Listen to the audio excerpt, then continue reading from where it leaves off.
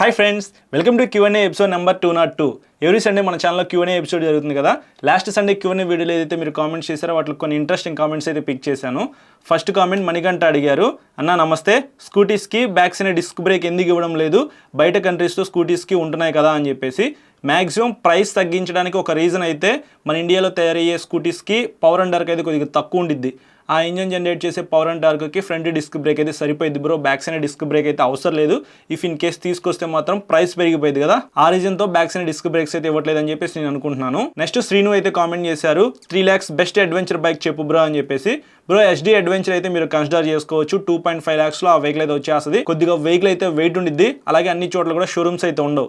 So showrooms లేకపోయినా పర్వాలేదు, vehicle wait ఉన్నా పర్వాలేదు అనుకుంటే మాత్రం మీరు HD అడ్వెంచర్ వెహికల్ అయితే పర్చేస్ చేయొచ్చు. సెకండ్ వెహికల్ కింద KTM అడ్వెంచర్ 250 కూడా మీరు కన్సిడర్ చేసుకోవచ్చు, అది కూడా మంచి వెహికల్. నెక్స్ట్ విన్సీ జర్మీ అయితే కామెంట్ చేశారు, why don't you go for Xpulse 200 rally edition instead of KTM. Bro KTM adventure 250లో మంచి ఫీచర్స్ అయితే ఉంటాయి అనమాట. ఆ ఫీచర్స్ కోసమైనా సరే నాకు ఆ వెహికల్ కొనుక్కోవాలనిపించింది, బట్ ఫ్రెండ్స్ అయినా 90 నుంచి LI వీల్ ఉంది కాబట్టి నాకైతే ఆ వెహికల్ వద్దు. ఇంకా ఎక్స్పల్స్ 200 4V ర్యాలీ ఎడిషన్ అయితే ఓకే, ఎక్స్పల్స్ 210తో కంపేర్ చేసుకుంటే ఈ వెహికల్ చాలా వరకు బెస్ట్ అని చెప్తాను. కాకపోతే పవర్ అండ్ టార్క్ అయితే తక్కువ ఉండిద్ది, అందువల్ల నేను ఆ వెహికల్ని స్కిప్ చేస్తా ఉన్నాను. ఎవరికైతే అండర్ పవర్ అనిపించిందో వాళ్ళైతే ఎక్స్పల్స్ 210 అయితే చాలా మంది పర్చేస్ చేశారు. కాకపోతే చాలా ప్రాబ్లమ్స్ ఉన్నాయి కాబట్టి ఇప్పుడైతే ఆ వెహికల్ ఎవరు పర్చేస్ చేయట్లేదు. Hope for the best, coming మంత్స్లో హీరో వాళ్ళు ఆ వెహికల్ని ప్రాబ్లమ్స్ అన్ని సార్ట్అవుట్ చేసి మళ్ళీ రీలాంచ్ చేస్తారేమో చూడాలి. నెక్స్ట్ రవిశంకర్ అయితే కామెంట్ చేశారు, బైక్ ప్రతి డిపార్ట్మెంట్ని ఎక్స్ప్లెయిన్ చేస్తూ వీడియో చేయ బ్రో, అంటే టైర్స్ డిపార్ట్మెంట్లో ఏ టైర్స్ బెస్ట్, ఇంజిన్ అయితే ఏ ఇంజిన్స్ బాగుంటాయి ఇట్లా. సో ఆల్రెడీ ఈ టాపిక్ మీద మన ఛానల్లో 19 minutes కూడినటువంటి ఒక పెద్ద వీడియో అయితే రికార్డ్ చేసి అప్లోడ్ చేశాను. ఇంజిన్స్ ఏంటి, క్లచ్ ఏంటి, టైర్స్ ఏంటి, లైట్స్, చాసిస్ మొత్తం క్లియర్గా ఎక్స్ప్లెయిన్ చేశాను అనమాట. మీరు ఒకసారి ఆ వీడియో చెక్ చేయండి బ్రో, మన ఛానల్లో ఏమేమి వీడియోస్ ఉన్నాయి అసలు అనేది మీరు చెక్ చేస్తేనే మీకు మ్యాక్సిమం ఆన్సర్స్ అయితే వచ్చేస్తాయి. అప్పుడప్పుడు Q&As కూడా ఫాలో అవుతూ ఉండండి, మ్యాక్సిమం ఇన్ఫర్మేషన్ అయితే నేను ఈ Q&Aలో మీకు అందిస్తాను. నెక్స్ట్ ఇండియన్ బిజినెస్ అయితే కామెంట్ చేశారు, which is good bike, NS 160, NS 200, Yamaha XSR 155, Duke 160, Apache 160 4V, Apache 200 4V in this list, which is good for city rides, vlogging and seat comfort for long journeys as well. Please try to pick this comment అన్నా అని చెప్పేసి. Bro first of all ఏంటంటే ఈ vehicles అన్నీ కూడా మీకు 2,20,000 rupees లోపే వస్తాయి. KTM వెహికల్ కొద్దిగా ప్రైస్ ఎక్కువ కాబట్టి 2 lakhs దాటిపోయిందనమాట. సో ఫస్ట్ NS 160 అయితే మీరు స్కిప్ చేయొచ్చు, కొంచెం మనీ యాడ్ చేసుకుంటే మీకు NS 200 అయితే వస్తుంది కాబట్టి నేనైతే NS 160 అయితే స్కిప్ చేయమని చెప్తున్నాను. XSR 155 మీకు నియో రెట్రో స్టైల్లో కెఫే రేసర్ లుక్లో ఒక వెహికల్ కావాలి అని అనుకుంటే మాత్రం XSR 155 అయితే మీరు పర్చేస్ చేయొచ్చు, కొంచెం మైలేజ్ అయితే వస్తుంది NS 200తో కంపేర్ చేసుకుంటే. సో NS 200 అయితే బెస్ట్, మీరైతే ఆ వెహికల్ చూస్ చేసుకోండి. లేదు నాకు మైలేజ్ కావాలి అనుకుంటే XSR తీసుకోండి. ఇంకా డ్యూక్ 160, అపాచీ 160 4V, అపాచీ వెహికల్తో కంపేర్ చేసుకుంటే డ్యూక్ 160 బెస్ట్ అని చెప్తాను. సో డ్యూక్ 160 NS 200 అనే దాని గురించి మాట్లాడుకున్నట్లయితే సేమ్ మళ్ళీ మైలేజ్ అనమాట. మైలేజ్ ఎక్కువ రావాలి అని అనుకుంటే ఒక 40 దాకా మీరు ఎక్స్పెక్ట్ చేసే మాట అయితే హ్యాపీగా డ్యూక్ 160 తీసుకోవచ్చు. NS కూడా మీకు మంచి మైలేజ్ అయితే వస్తుంది, 30 నుంచి 35 మధ్యలో మీరు ఎక్స్పెక్ట్ చేయొచ్చు. అప్పుడప్పుడు 40 kilometers కూడా వస్తుందంట, కొంతమంది యూజ్ చేసిన వాళ్ళ దగ్గర నేను ఫీడ్బ్యాక్ తీసుకున్నాను. బట్ రియాలిటీలో 40 kilometers వస్తుందో రాదో తెలియదు, కానీ 35 అయితే వస్తుంది. తర్వాత అపాచీ 200 4V అయితే మీరు సింపుల్గా స్కిప్ చేయొచ్చు. అపాచీ 160 4V అయితే బెస్ట్ వెహికల్ అని చెప్తాను 160cc సెగ్మెంట్లో.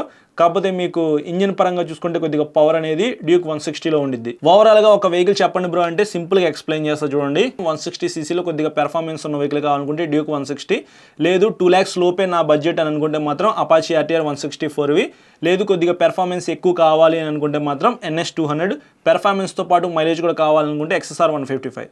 సో మీ ప్రియారిటీ ఏదో ఒకసారి చూసుకుని ఒక మంచి వెహికల్ అయితే కొనుక్కోండి. నెక్స్ట్ జయదేవ్ అయితే కామెంట్ చేశారు, ఇక్కడ మీరు చూడొచ్చు, I'm interested to ride along with you bro, I'm having Duke 200 TFT.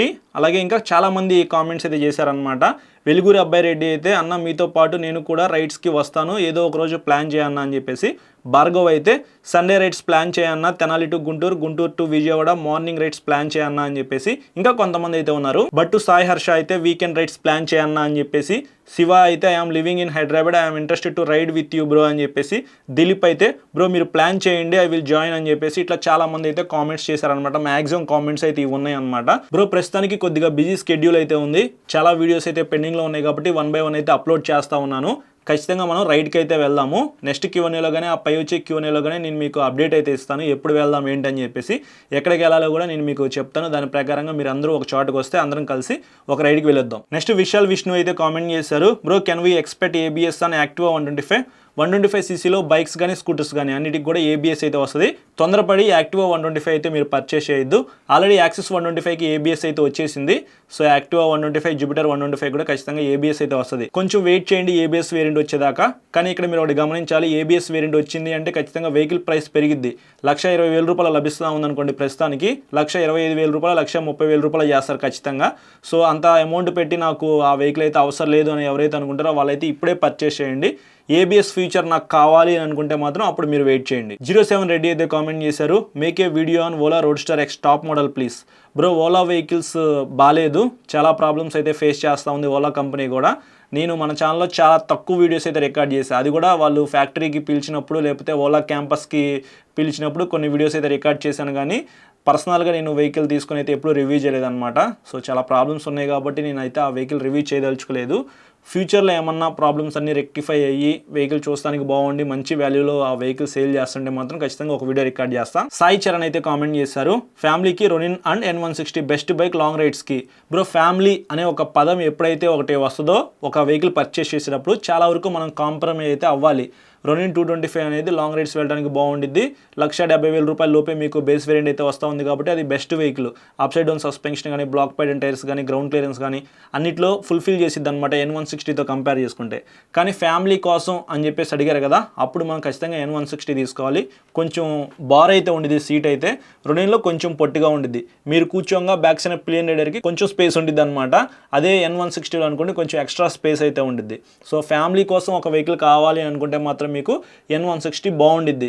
లేదు లాంగ్ ఎక్కువగా వెళ్తూ ఉంటా నేను అనే మాట అయితే మాత్రం పెద్ద ఇంజిన్ 226తో లభిస్తూ ఉంది కాబట్టి మీకు అది పర్ఫెక్ట్గా సెట్ అయ్యే వెహికల్ అనమాట. అందులోనే అది ఆయిల్ కూల్డ్ ఇంజిన్ కాబట్టి అంత తొందరగా హీట్ అవ్వదు. సో ఆలోచించుకొని జాగ్రత్తగా ఒక మంచి వెహికల్ అయితే పర్చేస్ చేయండి. నెక్స్ట్ జీజీ లిరిక్స్ అయితే కామెంట్ చేశారు, జాగ్రత్తగా వినండి. ఇది కొత్త వెహికల్స్ ఎవరైతే పర్చేస్ చేద్దాం అనుకుంటున్నారో వాళ్ళకి ఉపయోగపడుద్ది. షోరూంలో ఒక బైక్ టెస్ట్ రైడ్ చేసిన తర్వాత సేమ్ అదే వెహికల్ పర్చేస్ చేయాలా లేకపోతే వేరే వెహికల్ పర్చేస్ చేయాలా అని చెప్పేసి సింపుల్గా కామెంట్ అయితే చేశారనమాట. బ్రో మీరు ఒక షోరూమ్కి అయితే వెళ్ళండి. బజాజ్ షోరూంలో మీకు పల్సర్ 150 కానీ N160 వెహికల్స్ ఉంటాయి కదా. సో ఒక 5 to 6 వెహికల్స్ ఉన్నాయి అనుకుందాము, పల్సర్ 150 వెహికల్స్. వాటిలో ఒక వెహికల్ అయితే బయటికి తీసుకొని గీతలు ఏమైనా ఉన్నాయా లేదా, డెంట్స్ ఏమైనా ఉన్నాయా లేదా అనేది చెక్ చేసుకోండి. వెహికల్ అంతా బాగుంటే ఫస్ట్ ఆ వెహికల్ని టెస్ట్ రైడ్కి తీసుకెళ్ళండి.